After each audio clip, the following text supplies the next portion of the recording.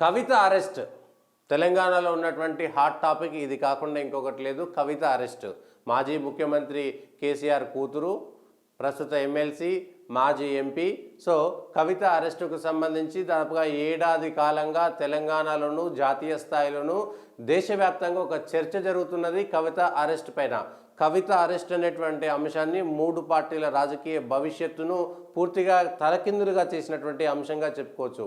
ఎట్లా అంటే అదే కవితకు సంబంధించినటువంటి అంశంలో భారత రాష్ట్ర సమితికి సంబంధించినటువంటి పార్టీ, దానికి సంబంధించినటువంటి వ్యవహారం పూర్తిగా ఎట్లా చెప్పుకోలేనటువంటి పరిస్థితిలోకి వెళ్ళిపోయింది. అప్పర్ హ్యాండ్లోకి తీసుకుందాము, తెలంగాణలో కవితను వేధిస్తున్నారు, బీఆర్ఎస్ను వేధిస్తున్నారు అనేటువంటి విషయాన్ని చెప్పుకునేటువంటి ప్రయత్నం చేసినా ఉపయోగపడలేదు. ఆ పార్టీకి సంబంధించినటువంటి అవినీతిని చూశారు. ఇంకొక అంశము, కాంగ్రెస్ పార్టీకి ఇది అయాచిత వరంగా దొరికింది. భారతీయ జనతా పార్టీ బీఆర్ఎస్ ఒకటి అనేటువంటి మెసేజ్ జనంలోకి వెళ్ళడంతో అటు బీజేపీ ఇటు బీఆర్ఎస్ రెండు పార్టీలు కూడా తెలంగాణలో ఎటు కాకుండా వెళ్ళిపోయినాయి. బీఆర్ఎస్కు ప్రత్యామ్నాయంగా ఎదిగినటువంటి భారతీయ జనతా పార్టీ తెలంగాణలో కవిత అరెస్టు విషయంలో, కవిత అరెస్టు కాకపోవడంతో కాంగ్రెస్ పార్టీ చేసినటువంటి ప్రచారం జనంలోకి వెళ్ళింది.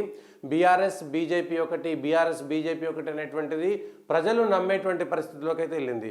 దాంతో ప్రత్యామ్నాయంగా కేసీఆర్కు, బీఆర్ఎస్ సర్కారుకు వ్యతిరేకంగా కాంగ్రెస్ వైపు ప్రజలు వెళ్ళడానికి ఉపయోగపోయినటువంటి అస్త్రం కవిత. ఇట్లా తెలంగాణలో మూడు రాజకీయ పార్టీలకు సంబంధించినటువంటి భవిష్యత్తును తలకిందులు చేసినటువంటిది. కాంగ్రెస్ పార్టీకి అయాచిత వరమైనటువంటి ఒక అంశం ఏదైనా ఉందంటే అది కవిత అరెస్టు. కవిత అరెస్టుకు సంబంధించి నిన్న టీఆర్ఎస్ స్పందించింది. టీఆర్ఎస్ ఏమో మమ్మల్ని వేధిస్తున్నారు అనేటువంటి అంశం పైన. ఎవరు వేధిస్తున్నారు? అసలు కవిత వెళ్ళి ఢిల్లీలో లిక్కర్ వ్యాపారం చేసి లిక్కర్ పాలసీని మార్చేంత అవసరం ఏమొచ్చింది అనేటువంటి అంశం పైన మాత్రం మాట్లాడడం లేదు. తెలంగాణలో గతంలో లాగా ఇప్పుడు బీఆర్ఎస్ పిలుపునిస్తే రాష్ట్ర వ్యాప్తంగా, అందులోనూ లిక్కర్ కేసుకు సంబంధించినటువంటి అంశం, ఇంకేదో కాదు, అవినీతికి సంబంధించినటువంటి అంశం. అవినీతి కూడా ఇక్కడ కాదు, ఢిల్లీలో ఉన్నటువంటి ఆమ్ ఆద్మీ పార్టీకి సంబంధించినటువంటి ప్రభుత్వంలో వేలుపెట్టి అక్కడ ప్రభుత్వ పాలసీని మార్చినటువంటి వ్యవహార శైలిని ప్రజలు ఎక్కడ కూడా సమర్థించరు.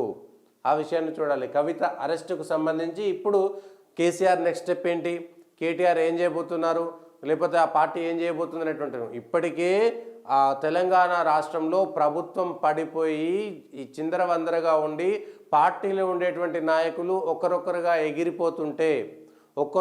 ఎగిరిపోతుంటే ఏమీ చేయలేక స్వార్థపరులు వెళ్ళిపోతారు, కొత్త నాయకులను తయారు చేస్తామనేటువంటి మాట చెబుతున్నారు. కానీ ఓడిపోయినాక కేవలం 2 నెలల్లోనే ఓడిపోయిన తెల్లారి నుంచే పార్టీ నుంచి ఇంకొక పార్టీలోకి, ఇతర పార్టీలకు వెళ్ళేటువంటిది తొందరగా కొలాప్స్ అవుతున్నటువంటి పార్టీ ఏదైనా ఉందంటే అది భారత రాష్ట్ర సమితి పార్టీ.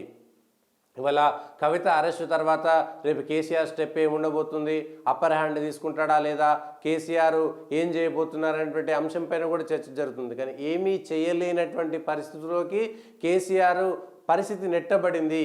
ఏమీ చేయలేని స్థితిలోకి కేసీఆర్ పరిస్థితి నెట్టబడింది అనేటువంటిది నిజం. ఇప్పుడు కవితకు సంబంధించి ఏం మాట్లాడతారు? లిక్కర్ కేసులో మేము లేము, లిక్కర్కు సంబంధం లేదు, మేము దాన్ని చేయలేదు అనేటువంటి విషయాన్ని చెప్పేటువంటిది లేదు. రూఢిగా తెలిసిపోయింది, దానికి సంబంధించి రూఢిగా తెలిసిపోయింది. ఇంకేం చేస్తారు? దానికి సంబంధించి ఏమీ చేయలేనటువంటి అంశము. సో టీఆర్ఎస్ పార్టీ కక్కాలేక మింగలేక ఉన్నది, మూలిగే నక్కపైన తాటిపండు పడ్డట్టుగా టీఆర్ఎస్ పరిస్థితి, కేసీఆర్ పరిస్థితి ఉన్నది. ఇప్పటికే ఓడిపోయినటువంటి బాధలో ఉన్నారు. మేము బీఆర్ఎస్ పార్టీ వస్తుంది, దేశవ్యాప్తంగా ఏదో అగ్గి పెడతాము, అటు ఆంధ్రాలో ఇటు మహారాష్ట్రలో మా పార్టీ సీట్లు గెలుస్తుంది, దేశంలో మేము ఏదో ఆటాడిస్తాం అనుకుంటే ఏమీ చేయలేనటువంటి పరిస్థితి వచ్చింది. అన్నీ తెలిసి ప్రభుత్వంలో అధికారం ఉండి రాజరికాన్ని, నియంతృత్వాన్ని, దర్పాన్ని అనుభవించినటువంటి వాళ్ళు ఇప్పుడు ఏకంగా జైల్లో కూర్చోవాల్సినటువంటి పరిస్థితి, చిప్పకూడు తినాల్సినటువంటి పరిస్థితి. కేవలం స్వార్థం కోసమే. ఇది తెలంగాణ ప్రజల కోసం చేసింది అయితే కాదు కదా. ఇప్పుడు తెలంగాణ ఉద్యమంలో వాళ్ళు ప్రతిపక్ష పార్టీల మీద, లేదంటే అప్పుడు ఉద్యమంలో ఉన్నటువంటి వాళ్ళ మీద కేసులు పెట్టిరు, జైలు వేరంటే కాలర్ ఎగరేసుకొని మేము తెలంగాణ ఉద్యమం కోసం పోయినామని చెప్పుకోవచ్చు. ఇప్పుడు ఏమున్నది? మీరు తెలంగాణకు సంబంధించినటువంటి అంశం కాదు కదా, పోనీ తెలంగాణ కోసం చేసినటువంటిది కాదు కదా. మీరు అక్కడ ఆమ్ ఆద్మీ పార్టీకి సంబంధించినటువంటి నాయకులు కలిసి చేసినటువంటి అంశాలన్నీ అక్కడ ఉన్నాయి. మీ కాల్స్ రిజిస్ట్రేషన్ అన్నీ ఎవ్రీథింగ్ అక్కడ రికార్డెడ్ ఎవిడెన్స్ దొరికినటువంటి వాళ్ళు. కొన్ని తెలంగాణ కోసం చేశారు, తెలంగాణ ప్రజలంతా ఓన్ చేసుకోవాలనేటువంటి పరిస్థితి లేదు, తెలంగాణకు సంబంధం లేదు, మీ స్వార్థం కోసం చేసినటువంటి అంశం.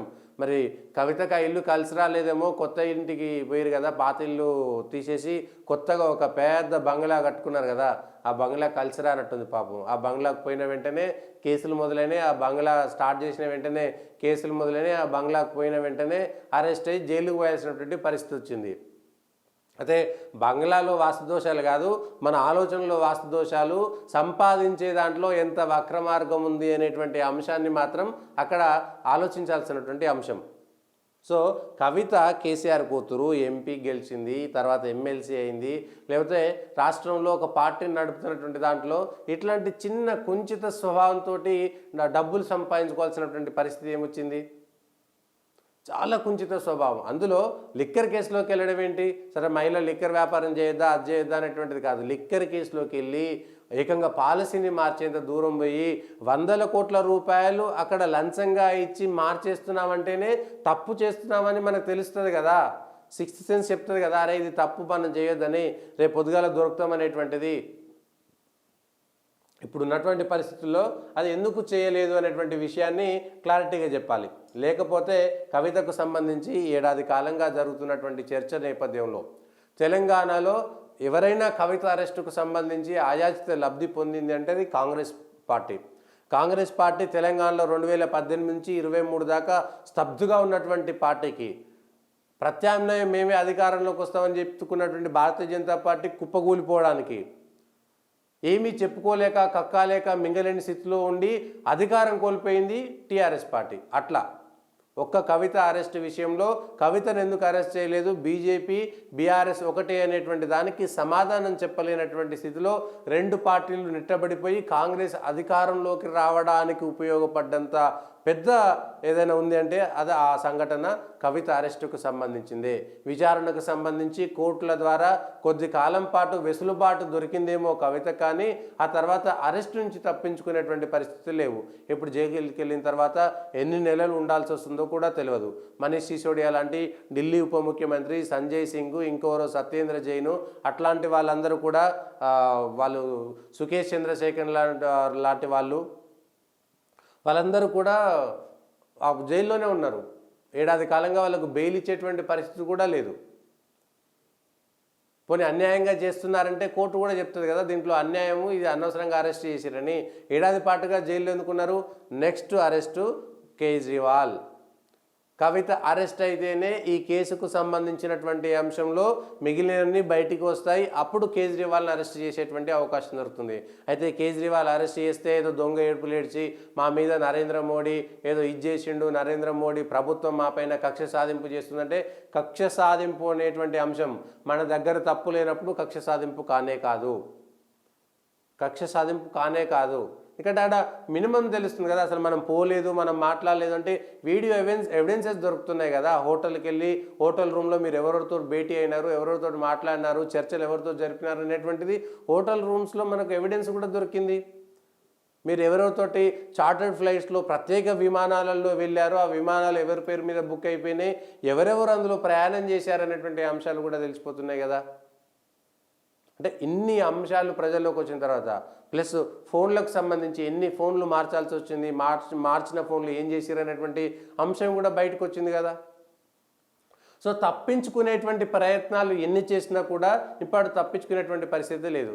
కొన్ని సానుభూతి తెలంగాణ ప్రజల్లో ఉందంటే తెలంగాణ ప్రజల్లో కూడా సానుభూతి లేదు, ఇంకా కోపం ఉంది.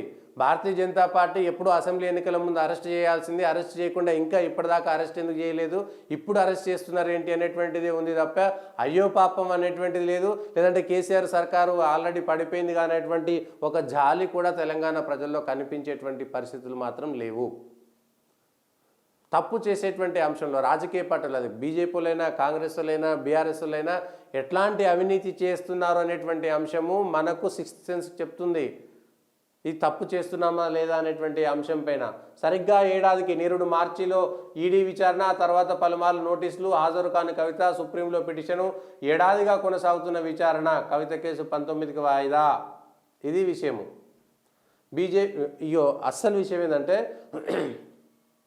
బీజేపీ కాంగ్రెస్లో కుమ్మక్కుతోనే ఇది హరీష్, జగదీష్ రెడ్డి చెప్తున్నారు కవిత నిర్దోషిగా తిరిగి వస్తారు, అరెస్టును తీవ్రంగా ఖండిస్తున్నాం, మీకు తప్పదు కాబట్టి ఇంకేమీ చేయలేనటువంటి స్థితిలో ఉన్నారు కాబట్టి చేస్తారు. మళ్ళీ బీజేపీ కాంగ్రెస్లో కుమ్మక్కేంది? మరి ఇదే అంశాన్ని బీఆర్ఎస్ అదేవిధంగా బీజేపీ ఒకటి అని చెప్పుకునేటువంటి సందర్భంలో మీరు ఎందుకు మాట్లాడలేకపోయారు ఆ రోజు?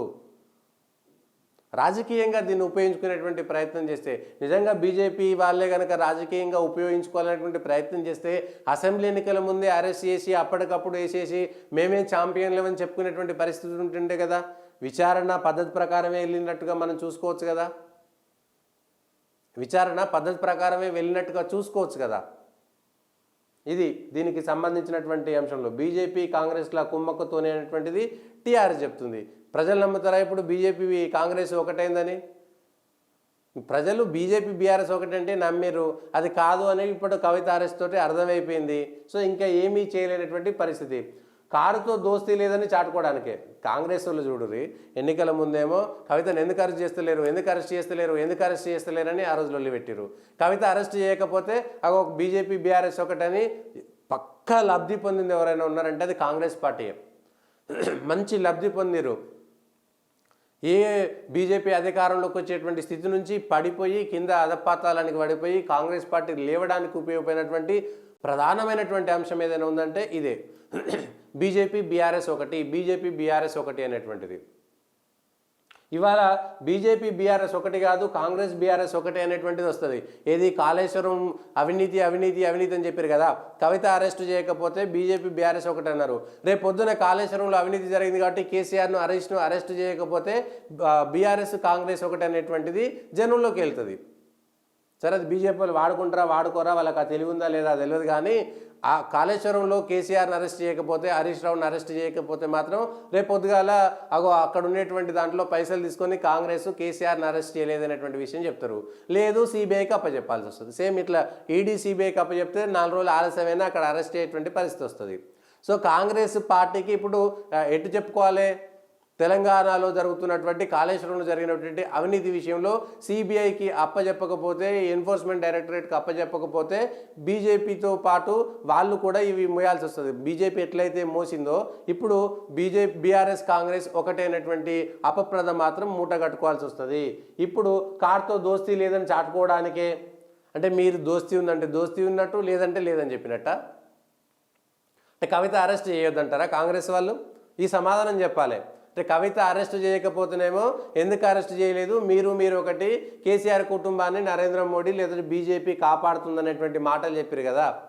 ఇప్పుడు కవిత అరెస్ట్ కాలేదు, అరెస్ట్ అయింది కాబట్టి ఇన్ని రోజులు అరెస్ట్ ఎందుకు కాలే అని చెప్పారు. ఇప్పుడు అరెస్ట్ అయితే బీఆర్ఎస్తో పొత్తుందన్న ప్రచారంతో బీజేపీకి తీవ్ర నష్టం, అసెంబ్లీ ఎన్నికల్లో కనిపించని ప్రభావం, కాంగ్రెస్ ప్రచారాన్ని తిప్పికొట్టలేని నిస్సహాయతతో బీజేపీ ఇదైతే నిజం.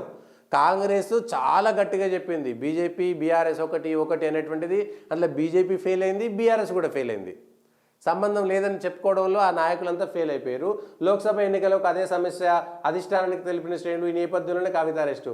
ఈ కవిత అరెస్టు ఇప్పుడు ఎందుకు అయింది అనేటువంటి అంశం పైన చేస్తే అప్పుడే చేసుకుంటారు కదా. తెలంగాణ లాంటి రాష్ట్రంలో అధికారంలోకి వస్తుండే కదా. నిజంగా వాళ్ళే చేసేది ఉంటే చెయ్యలేదు అనేటువంటి విషయం, ఏడాదిగా విచారణ జరుగుతుందనేటువంటి విషయం క్లియర్గా చెప్తున్నారు కదా. ఏడాదిగా విచారణ జరుగుతున్నటువంటి విషయం క్లియర్గా చెప్పిన తర్వాత ఇంకెక్కడ ఉంటుంది? ఏడాదిగా జరుగుతున్న తర్వాత ఇంకెక్కడ అంశం ఉంటుంది దానికి సంబంధించి? ఏడాది పాటు కారుతో దోస్తీ లేదని చాటుకోవడానికే తెలంగాణలో బీఆర్ఎస్కు ప్రత్యామ్నాయంగా ఎదగాలని బీజేపీ వ్యూహం అట. బీజేపీ వ్యూహం ఉంటే అసెంబ్లీ ఎన్నికలకే వ్యూహం చేసుకుంటారు కదా. అసెంబ్లీ ఎన్నికలకే వ్యూహం చేసుకొని కవితను అరెస్ట్ చేసి అప్పటికప్పుడు ఆ లబ్ధి పొంది అధికారంలోకి వచ్చేవాళ్ళు. వ్యూహం లేదు, మేము చట్టం ప్రకారమే పోతాం, బీజేపీ వాళ్ళు మొత్తుకుంటారు మొదటి నుంచి. వాళ్ళది ఏ మీడియా కానీ ఎవరిది కానీ వినిపించరు.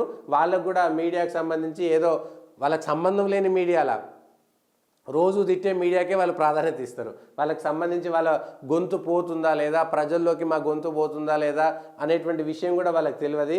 అంత అమాయకంగా ఉంటారు పాపం బీజేపీ వాళ్ళు. వాళ్ళకి తెలియని కూడా తెలియదు, ఎట్లా మేనేజ్ చేయాలనేటువంటి అంశం కూడా తెలియదు.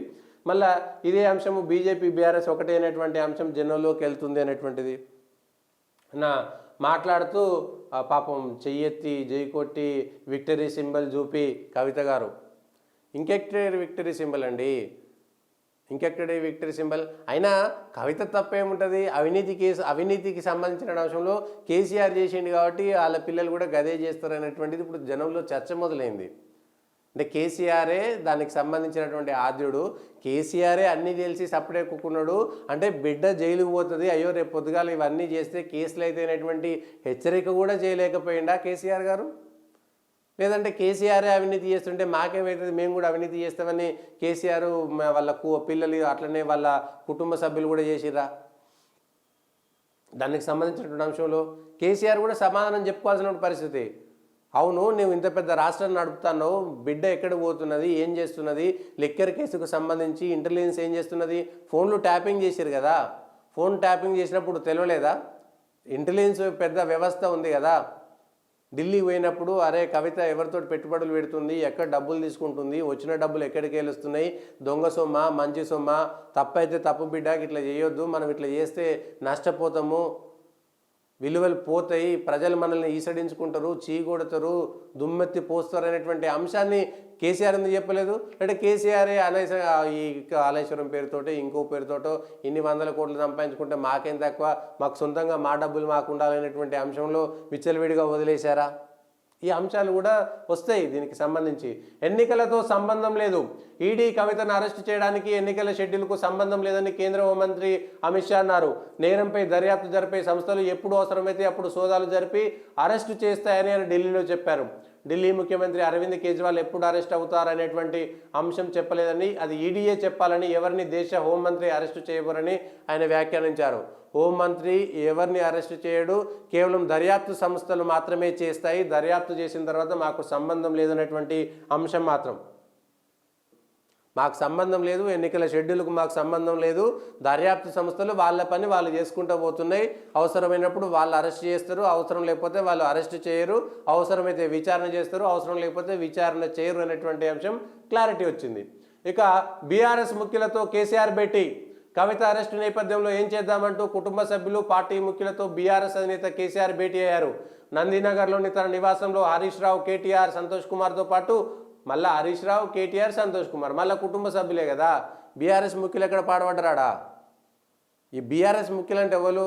బీఆర్ఎస్ కోసం పనిచేసిన వాళ్ళు ఎవరో వాళ్ళు ముఖ్యమైనటువంటి నాయకులు ఉండాలి. ఉన్నదే కుటుంబ సభ్యులు, మళ్ళీ ముఖ్యులు ఎవరున్నారు? హరీష్ రావు నీ అల్లుడైనా, కేటీఆర్ కొడుకైనా, సంతోష్ రావు మీ కొడుకైనా, ఇంకెవరున్నారు? అందులో ఒకరిద్దరు ఇతర నేతలు ఎవరున్నారు? మళ్ళీ జగదీష్ రెడ్డో, ప్రశాంత్ రెడ్డో ఇక్కడనే ఉన్నారు. ముఖ్యులు ఎవరున్నారు? పార్టీకి సంబంధించినటువంటి ముఖ్యమైన నాయకులు అంతా కూడా హుటాహుటిన వచ్చి కేసీఆర్ దగ్గరకు వచ్చి కేసీఆర్ ఇంటికి ఎందుకు రాలేదు? పెద్ద నాయకులు, మంత్రులుగా వ్యవహారం చక్కబెట్టినటువంటి వాళ్ళు ఎందుకు చేయలేకపోయినరు? ఈ అంశం పైన కూడా క్లారిటీ ఇవ్వాలి. దీనికి సంబంధించి కారుతో దోస్తీ లేదని చాటుకోవడానికే తెలంగాణలో బీఆర్ఎస్కు ప్రత్యామ్నాయంగా ఎదగాలని వ్యూహం, ఇది జరిగింది. ఢిల్లీ నుంచి హైదరాబాద్ ఈడీ ప్రత్యేక బృందం వచ్చింది. 1:30 గంటలకు 2 వాహనాల్లో ఇంటికి చేరుకున్నారు. గంట తర్వాత విషయం బయటకు రావడంతో న్యాయవాదులు, నేతలు అక్కడ చేరుకున్నారు. 4 గంటల పైగా సోదాలు నిర్వహించి ఈడీ అధికారులు కేసు విషయంలో ఆమెను ప్రశ్నించారు. సాయంత్రం 5:20 కవితను అరెస్ట్ చేస్తున్నట్టు ఈడీ అధికారులు ప్రకటించారు. సాయంత్రం 6 గంటల ప్రాంతంలో బలవంతంగా ఇంట్లోకి ప్రవేశించిన కేటీఆర్, మరికొందరు. 6:45 ముగిసిన ఈడీ తనిఖీలు. అరెస్టు ప్రొసీజర్ అనంతరం సాయంత్రం 7:10 కవితను శంషాబాద్ విమానాశ్రయం తరలించారు. 8:15 గంటలకు విమానాశ్రయం చేరుకుని 8:48 ఢిల్లీకి వెళ్లారు.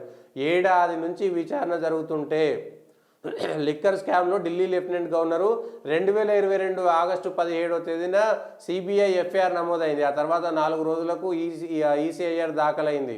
2021 జూన్లో హైదరాబాద్కు చెందిన కొందరు వ్యాపారులు, రాజకీయ నాయకులు సౌత్ గ్రూప్ పేరుతోటి ఢిల్లీ రాజకీయ నేతలతో లావాదేవీలు జరిపారు. సిబిఐ ఛార్జ్షీట్ ప్రకారం దొడ్డిదారుణ అక్రమార్జన కోసమే మనీష్ సిసోడియా తరఫున విజయ్ నాయర్ మొత్తం వ్యవహారాన్ని నిర్వహించారు. So Manish Sisodia already arrest అయ్యిండు, జైల్లో ఉన్నాడు. ఢిల్లీలో హోల్సేల్ వ్యాపార సంస్థ ఇండోస్పిరిట్ గ్రూప్నకు 65% వాటా కేటాయించేందుకు అంగీకరించారు. పరోక్షంగా 9 రిటైల్ జోన్లకు కేటాయించారు. 2021 జనవరి హైదరాబాద్లో ఐటీసీ కోహినూర్లో హోటల్ కవిత బినామీగా భావిస్తున్న అరుణ్ రామచంద్ర పిల్లై, అభిషేక్ బోయినపల్లి, బుచ్చిబాబు తదితరులు విజయ్ నాయర్తో సమావేశమయ్యారు. కవితతో పాటు మాగుంట శ్రీనివాసరెడ్డి, మాగుంట రాఘవరెడ్డి, శరత్ రెడ్డి ఉండగా వారికి అరుణ్ పిల్లై, బుచ్చిబాబు, అభిషేక్ సౌత్ గ్రూప్ ప్రతినిధులుగా వ్యవహరించారు. 2021 జూలై సెప్టెంబర్ 30 మధ్యన 30 కోట్ల హవాలా ద్వారా మార్గం మళ్లించారు. 2021 సెప్టెంబర్ 20 ఢిల్లీలో మద్యం ఉత్పత్తిదారుల ఫెర్నాడ్ ఇచ్చిన విందుకు అభిషేక్, అరుణ్ పిల్లై, శరత్ చంద్రారెడ్డి హాజరయ్యారు. 2022 ఏప్రిల్ 28న కవిత, అరుణ్ పిల్లై ఢిల్లీలో ఒబెరాయ్ హోటల్లోని విజయ్ నాయర్, దినేష్ అరోరాను కలిసి తమకు రావాల్సిన ముడుపుల గురించి చర్చించారు. 2022 సెప్టెంబర్ నుంచి అరెస్టులు మొదలయ్యాయి.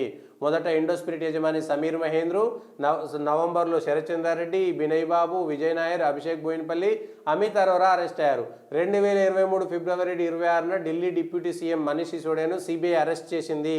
2023లో శరత్ చంద్రారెడ్డి, సెప్టెంబర్లో మాగుంట రాఘవరెడ్డి, దినేష్ అరోరా అప్రూవర్లుగా మారారు. సో ఇప్పుడు అప్రూవర్లుగా మారిన తర్వాత ఢిల్లీ సీఎం కేజ్రీవాల్ చుట్టూ ఉచ్చు బిగించేందుకు కవిత అరెస్టు తప్పనిసరి అయిందని. ఆయనను అరెస్ట్ చేయడం కోసం కవితను అరెస్ట్ చేయడం కాదు, కవిత అరెస్ట్ అయిన తర్వాత ఆటోమేటిక్గా కేజ్రీవాల్ అరెస్ట్ అవుతాడు కేసులో.